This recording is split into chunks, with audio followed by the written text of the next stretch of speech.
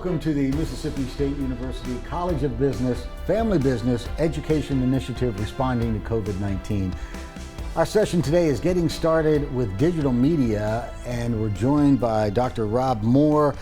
For traditional brick and mortar mom and pops, this can be kind of daunting if you've not tackled digital advertising, digital marketing before. So tell us how you're going to walk us through this maze today. Well, I totally agree, Jeffrey, that it is a daunting aspect to say, okay, I've been face-to-face with either business customers or consumers as customers, and now you're faced with having to revamp your entire business to incorporate digital media. And I would like those watching today to really think about what we're going to discuss as really just things for you to think about of how to actually get started. It's obviously there's a lot involved, and in 30 minutes I cannot take any business or help really any individual to go from I have nothing right now, make me an internet superstar or a digital superstar. It's not going to happen. Right. But what I would like to do today is talk about how you can set up a plan to do that. And we're going to look at two aspects in there, which is understanding your customers and what they do, but also developing a strategy. And it's not a full-blown writing down a whole marketing plan type strategy. It's more some an introductory method of looking at how you're going to approach using your digital tools. And with that, I'm going to look at a number of different digital tools. Since I've started working with the internet and teaching internet marketing, the tools have changed tremendously. Some are free, some are pay, but the vast majority are free for dollar-wise, but are heavy in time costs.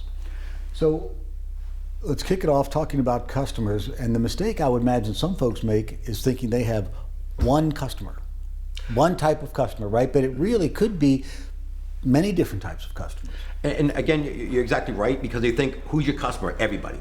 Everybody is not your customer. You got to think about those people. Who are the ones that really come in a lot, that purchase most of your product? The ones that you see on a weekly, monthly, regular basis. Those are very important customers, as opposed to the customer that you see maybe once and never again. So you have to think about, does it make sense to look at different customer types? Are they based on demographics, their age, where they live? Can you base it on their purchases? Do they always purchase a certain type of product from you? Or do they purchase certain dollar amounts? What's their digital media usage? Do they not use the internet at all? That's going to be very difficult if you're going to switch to the internet. You may find it's not even worth your while. You have to think about approaching it in a different way. But do they use mobile phones, or do they use a laptop? Those are important things to find out about your customer, and any business can start doing that now. They can talk to their family that have been customers, say, well, what do you use? Granted, that's not going to be a great sample, just looking at people that you know that will trust you. But as you talk to different customers, ask them what they use. Ask them, do you prefer having email sent to you, or do you prefer having a text message? Things like that. And you'll find that you can really segment your customers into solid groups that behave differently, that have certain characteristics about them, and that you can serve differently. You call this a SMART strategy, right? That's exactly right, because for each of those segments that you create, I'm going to make one up. You decided that one of your segments is going to be 25-year-olds to 30-year-old, male and female, and they're heavy mobile users. Okay. That's a certain segment. It's very specific. And that's going to be very different than a segment that you say is married with a family and come in on a regular basis. So each of those have different objectives on what they want to accomplish. But for you as a firm, you want to look at those and say, well, what goal do I want to achieve with them? And as an acronym that's commonly used, is called the SMART goal. It's something that's specific, that you can measure. You know it's possible to achieve. It's relevant to what you want to accomplish, and it's time bound. And I have an example there. You can see, I want to sell more via email. Everybody wants to do that, right? That's a great goal, but it's not going to help you very much, because now you're looking at everything that you offer to everybody that you serve over an extended period of time. And you will actually sell more via email over 5 years. But is that what you want to accomplish? As opposed to saying something like, I want to increase my sales of a specific product by a specific amount in a specific time frame using one type of promotion. And I just picked email promotions there. It could be any type of promotion a firm plans to use. So for any promotion they use, and this it goes off also into traditional media, they need to say what is the purpose of it, to what customer, and why do I want to do it. All right, so let's start with emails. Let's talk about getting a digital marketing campaign started using emails. Okay, and I think that's one of the easiest ones to start with. And this is an interesting one because within my classes I teach a large number of undergraduates, and they say email's going away because it's going to be replaced by apps or text. And I say, well, how many businesses do you want texting you? None. So it's not going to go away very quickly. So to become a firm that you want to receive text from, it's got to be a huge relationship. And then that's one that you don't want to lose either by sending a lot of texts. Same thing with emails, however. Emails is the most common business tool. It's great for business to consumer as well as business to business communications. A firm's allowed to look at it and say, well, let me try two different subject lines. Which one performs better than the other one? What tools can I use? I have an example here of MailChimp. There's many others, and this is one that once you start collecting your email addresses, it's free for up to 2,000 subscribers. So there's no cost for using it, right? But the cost is you developing a great email, a good subject line, and having a customer base to send it to. So where are we though with the oversending the emails? Because I am approaching the 50-50 point in my inbox at work, and the new technique seems to be to come on like a friend. Hey Jeff, hey, I'm sorry I missed you. And then you open the email and it makes me more irritated because they've sort of tried this buddy thing, and it makes me not want to do business even if they have a viable product. So it seems like we're almost reaching the saturation point. And I agree that is one where a firm has to think about with their customer segments, what are each of those groups looking for? And also, how often do they want to be spoken with? And you can also look at yourself. How often do you want the electric company calling you? Unless there's a problem, you don't want them. Hey, how's your electricity going this week? Right. You got to really think about what you're offering to the consumer or the business, and say, well, how often should I contact them? And that, I know that's a non-answer to your question, basically, but there may not be this is the answer, right? It could be. I can't tell you it's different. 3 a week. If for someone that's really interested in like fast fashion, they want something probably every week. They want to know what's the changing trend, what should I be looking at?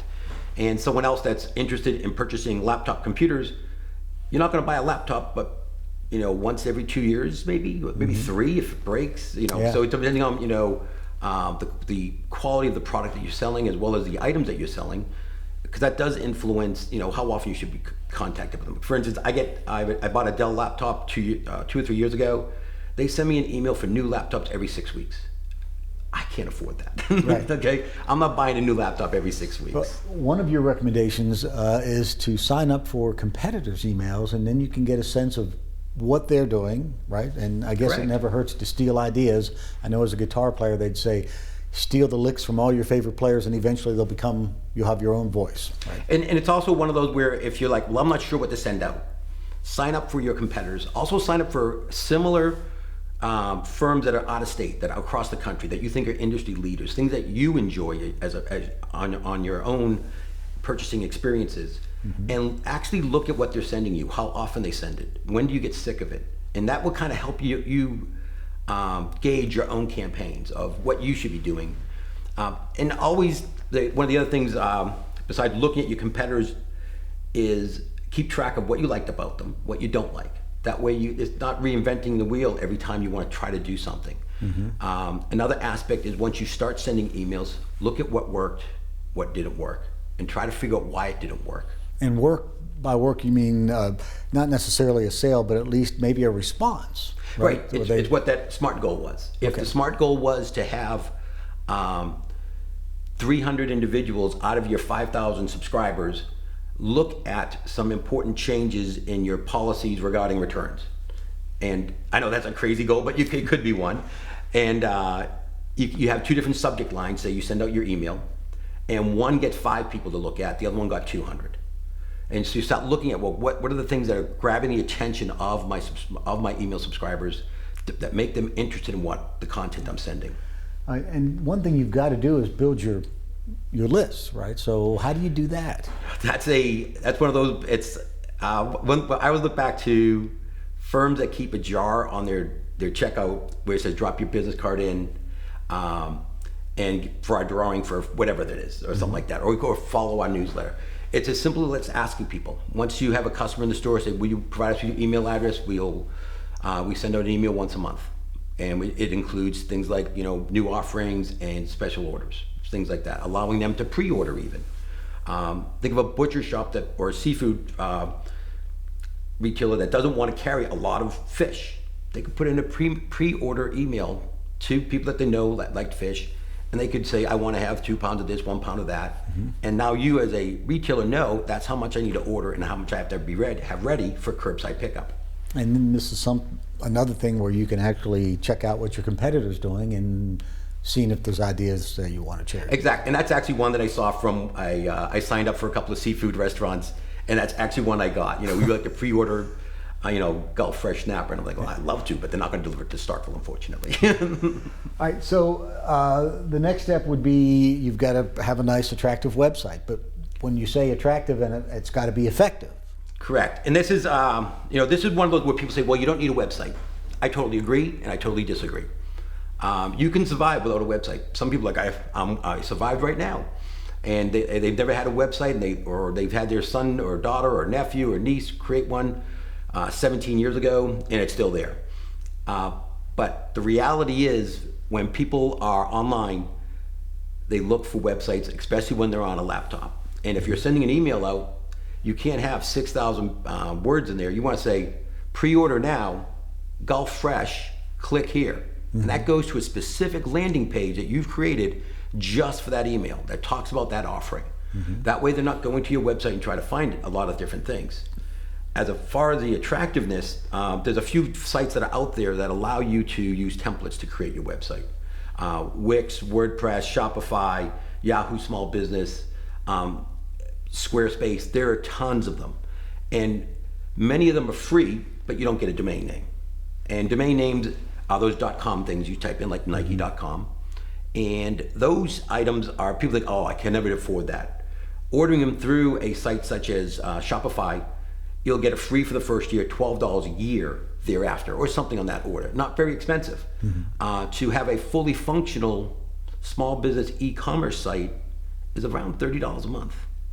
People don't realize that's that inexpensive to create. Therefore, I encourage you to go look at, just type in free e-commerce website builders, and look at names that you recognize. I guess one of the first things, don't go to sites that kind of say spam or things like that. You're always gonna be careful on that. But once you're there, look at what they have for testimonials. Look at what they have for free tools and say, well, why would I want to upgrade? Maybe you want to play with the free tools for a couple of months and say, okay, this is working. I'm going to move away from an informational website and I'm going to start selling my products online. And you don't have to sell everything. You can say, well, I'm afraid of running out of stock. That's a great problem to have for most businesses. And you may say, well, I'm going to take my best sellers, and those are the only items that I'm going to put online.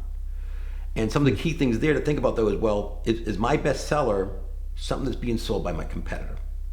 If it is, then now you're in a price war. So you got to really think about things that you can differentiate. Right, and so you can use a website or not use a website, but then you can also use some other platforms that are out there, existing platforms that will help you for selling the product, right? Yeah. You can use Amazon fulfillment.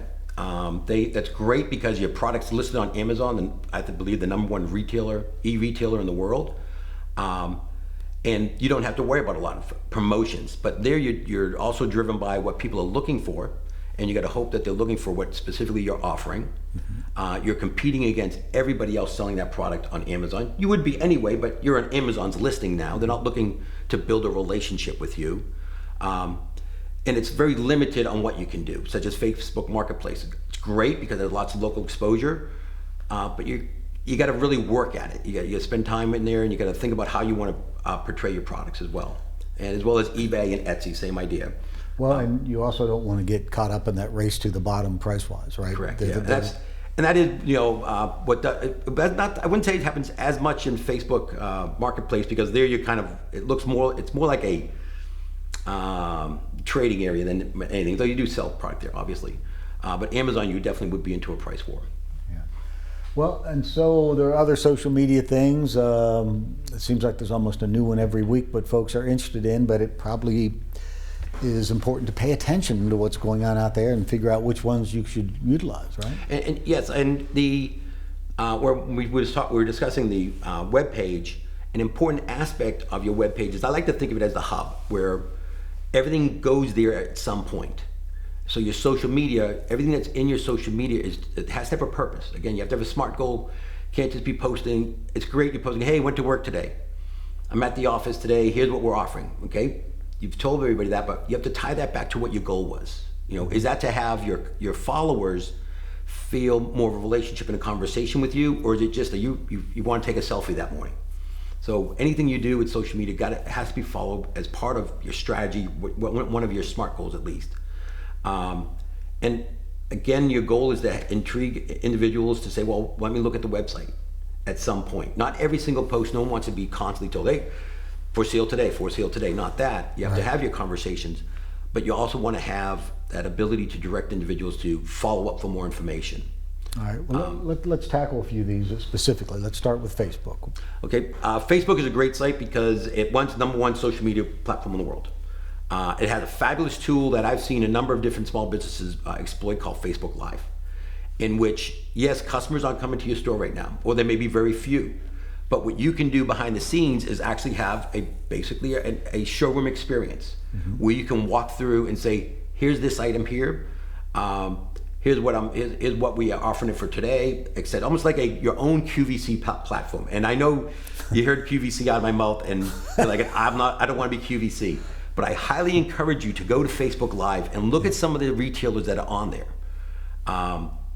Last week I was on Deep South Pout, and they have great Facebook Live presentations, and they're very enjoyable to watch. They go through their products. Followers comment along as the show is going on. Right. And that is a big thing, because then you can go back and look at the analytics of it. When do we have people commenting? What type of products sold during our event? And I think if you're creative, you can look at Facebook Live events from across the country, and you'll find some in your industry, no matter what it is. All right, so let's move on to another platform, and that's Twitter. Twitter. Okay, Twitter is it's your 140 character or so commentary blog there, where what you want to say has to be concise, and you can really become part of a larger conversation utilizing hashtags, which I think is awesome, because you can align your personal views, if you want, with what you want to contribute with your businesses. Or alternatively, you can align it with trends going on overall, fashion trends, celebrities, etc., whatever. But those hashtags are ways people find information to look up and engage in the conversation. All right, so there are some pitfalls with that, particularly when you say you sort of tie in anything personal, because not all of your customers may feel the same as you do about politics or a particular religion social issue or anything. And that's where I think a firm has to be smart. And this is not the SMART goal, it's just using your head and thinking about, well, is this something that I'd want to actually stand in my establishment and shout while I was full of customers? If it's something you would do that with, I'd say I think you should do it. But if it's something you say, well, I'd never do that in a public setting, don't do it. And I think that applies to anything with social media for anybody. If you aren't willing to stand, in front of 500 people that you don't know and yell it, don't do it on social media. All right, pros and cons to Instagram. Okay, Instagram. It's quick, it's fast, it's fun. It's kind of like TikTok or Snapchat. It's any type of a video or image sharing. It's a little bit limiting, I think, because of the fact that it's pretty quick. It kind of goes by the boards, but it can be impactful. You can tell a great story. And I think that's what all social media is. It's storytelling. You want to say, one that I follow is a Jolly Green Giant, and the vegetable caricature thing. And just looking at the posts that come out of that are kind of fun. Same thing with Wendy's or Chick-fil-A. Right. They have great social media individuals working there. Yeah, just a little bit edgy for the, but they know who their demographic is. Exactly. Right. They know who their customer group that's watching them, that's listening to them. And those, again, that kind of goes back to what I said with, we mentioned with the email. Follow these individuals. See what they do. Look at your competitors, what they're doing online. One of the things that that a good practice is to do a audit every now and then, which is you look at what you've been doing. But I'd encourage retailers to go find their competitors, no matter where they are, and audit them. And just what's that mean? Well, audit means, well, how often do they post? How many people like their posts? How many people, retweet them? And you can kind of get a feel of, well, maybe that social media platform isn't for me. And I am a believer of that. Not every firm should use every social media platform. You got to decide which one is going to be the most useful for you and your customer segments. And that's the key question there. And Instagram's quick, but you have other platforms that you can put on extended videos. YouTube comes to mind. YouTube is great. Another free tool, and I mean free in that it has no monetary cost, so to speak. The time cost can be astronomical, and all of these are, I think, fall into the time cost issue. With YouTube, you're allowed to create your own channel. You can post as often, as frequently as you want. Individuals will look forward to some YouTube channels. My sons love following gamers, and they look forward to they know when the next gaming video is coming out. And that's just someone playing the game. It's not the game itself, it's watching someone play the game. And that's huge. And they enjoy that, and they follow those individuals. For a firm, take a look at Blendtec. I mean, they've been doing videos for a long time. They demonstrate the difference of their product with every one of their videos, however. And that's what's great about it, because it's always about the product. They always have a purpose in mind, and they do it in a great, fun, humorous way. Right. So I think you're making the point that it's important to use that particular platform in the most effective manner, and that means you have to keep in mind the duration of what you can do, the audience that goes to that particular platform, and you've really got to tailor it. So there are a lot of considerations when you're putting your message out, right? Oh, totally. I was doing a do-it-yourself project recently with my lawnmower, and there was a couple of short videos that were 30, 45 seconds. I didn't want those. I want the ones 10 minutes long that show me not to mess with the torque on something, and then make sure I took the gas out, things like that, and walk me through it. So depending on what your purpose is with your video and your audience, it can be long. It can be, or you just need to make it short. It's really the message you want to convey. All right, a couple more we haven't talked about, LinkedIn and Pinterest. All right, LinkedIn is great for business networking, I believe. Do people still use that platform? It seems like it's been around a long time. I was on it this morning. I was checking a couple of groups I belong to, and within those groups, there are individuals that are much more active than others. And what those individuals are trying to do, though, is become a leader, a knowledge leader, where it's like, if I have a question, I know I can ask them. I was looking at Socially In's social media account, and Socially In, they were discussing the question we just did, which was, which social media do I use? And the owner, he's a former state graduate, he said, well, the first question you got to ask is why? Why do you want to use it? And that was his contribution, and so LinkedIn is much more business oriented, but I think it's still pretty valuable for connecting with your business customers. All right, and then the other end of that's the hobby, Pinterest. Pinterest is it's exploding in certain areas, and it's obviously it's a hobby and interest oriented social media. When I talk to my students about it, and I say, okay, who can show me how to use Pinterest really well? And out of 45 students, one will raise their hand, because it's very much segmented to a specific group. And that is one, if you have a hobby-oriented or a highly artistic-oriented site, I think that'd be very useful to go and learn how to use that. And again, go in there soft and say, okay, let me follow a couple people, look at my interests, what's going on in there, and then you can slowly move in. And I think it'd be successful in that, as well as things like Etsy. All right, let's talk about some other tools. There's some other things out there that you can use that are effective. Okay, everything we've talked about so far has been pretty much free tools. One of the things that we also have out there, things obviously we can pay for, and the biggest thing that we all do is Google.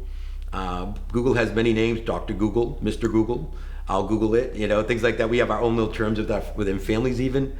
And what Google does is those first 3 to 5 responses are all ads, and that's called search engine marketing. So one of the key things that happens when people do go to Google is they'll type in hairdresser, and Google will automatically fill in near me. And the near me listings show up. And those are directory listings that every firm should go capture. I think that was on a slide earlier, and I don't think we've mentioned it. But directory listings are huge because those things show maps of where you're located, your hours. You can update it as much as you want. There's no cost associated with it.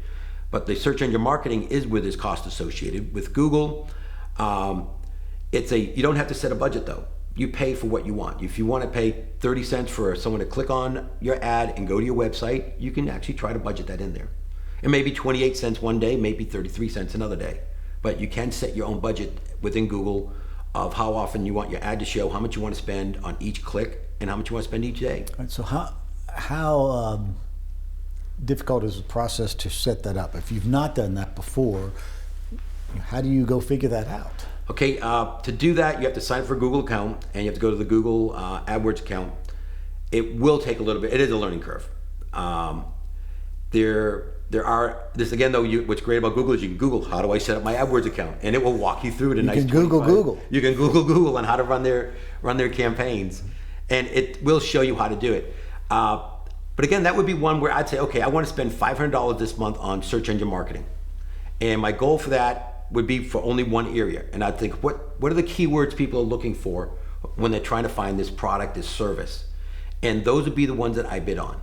And I would type those in myself right now and say, okay, who's my competition out there that I'm going to be paying against these individuals? There's a tool out there called Uber Suggest that will let you know how much the cost per click is without going into Google, but it tells you the average cost there. And then you can say, well, okay, I know my keywords I want to use. Now I got to develop my ad. And again, before you develop your ads, look at the ads that are already out there.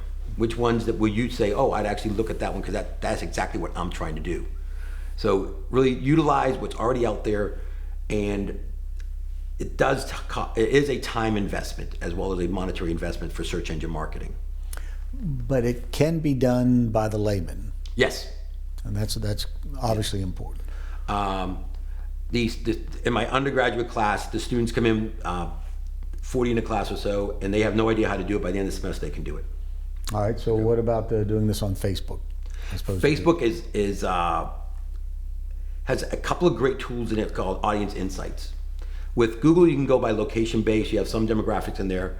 With Facebook, though, you can really tailor by individual's interest. If someone put an interest in there of water skiing, you could actually serve an ad on Facebook to them, only that group that said water skiing, only that group that live on the coast of Mississippi, and that's the only group that would see that ad potentially.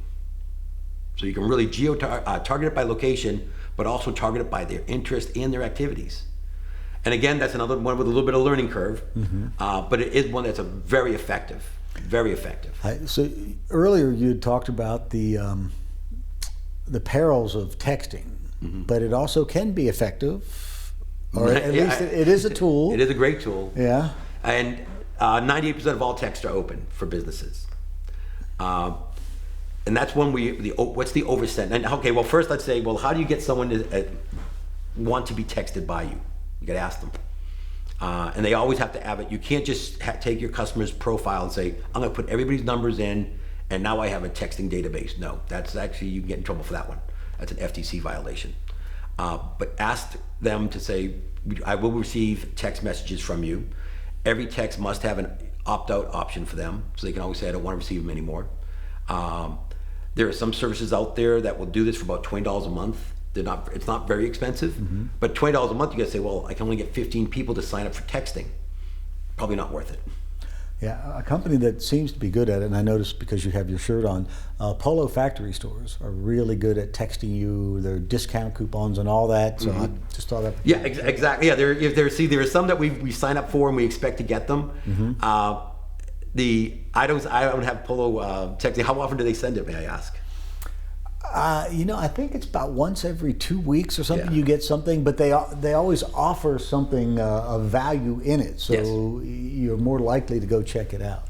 And texting, I think, is also great for like activity-based retailers, such as the bowling alley. It's 3:00 in the afternoon, and it's absolutely dead on a Wednesday. I know we're pretty quiet now overall. But if you have a texting database, you can say, well, why don't we just do a discount on everybody right now for the next 30 minutes? First 20 people to come in.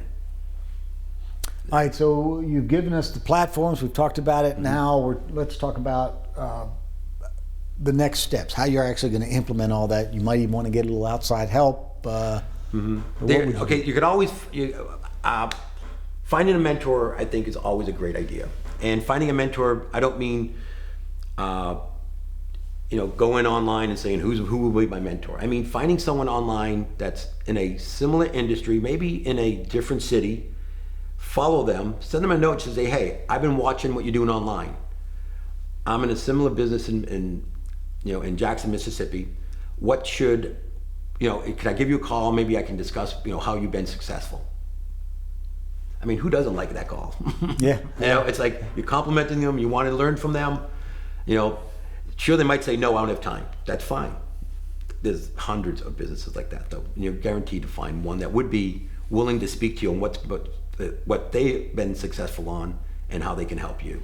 And interns are another cost-effective way to get some help. Having an intern, I think, is great, especially for this type of a promotional tool, because they don't have to be in your office. You don't have to have a direct control with them. You say, I want you to having an intern is having a college student, usually even a high school student, work on a specific project for you for a specified period of time. And some of them are paid, some of them are non-paid. Students tend to gravitate toward the paid ones, so it's harder to find a non-paid intern. That's usually called a relative. Well, but sometimes they get college credit for it, so that in and of itself could be some sort of... Correct. For larger, I think if you had a larger project and you wanted to say, well, I want to have an intern, and the goal of the intern will be for them to develop a complete digital marketing program for me in 3 months, which is the length of a semester. That is prime for a student to say, well, I'll do that. I'm going to get course credit for it. That is actually a course that's offered by the marketing department here, by marketing at State. So I guess the bottom line is there are lots of platforms, there are lots of tools, but at the end of the day, you've got to figure all this out and utilize all those things. Exactly, and that's kind of like wrapping us up from the beginning, because it's like, okay, which tools do I use? I can't tell you. You've got to decide for yourself, because I can tell one exact business like you just use web page only, and another one to use email only. Both can be successful. Both can be failures. It's how you're going to implement it is what's going to make you different and drive your success. It is a time commitment. It's not going to be free on that level. And you probably should not be afraid to try something, and if that's not the right thing, go try something else. But the worst thing would be to do nothing because you don't know what to do. Just get out there and try something. I agree. It's take the baby steps. After in 3-4 minutes when we're done, go look up how do I run an email campaign. Download MailChimp and start asking your customers, are you okay if I send you an email once a month? Some will say yes, many will say okay. Most will say okay, a few will say no. Well, you've covered a lot of ground in a relatively short amount of time, and we appreciate you sharing your expertise. Well, thank you, Jeff. And we appreciate you tuning in and hope that you found this presentation helpful as well.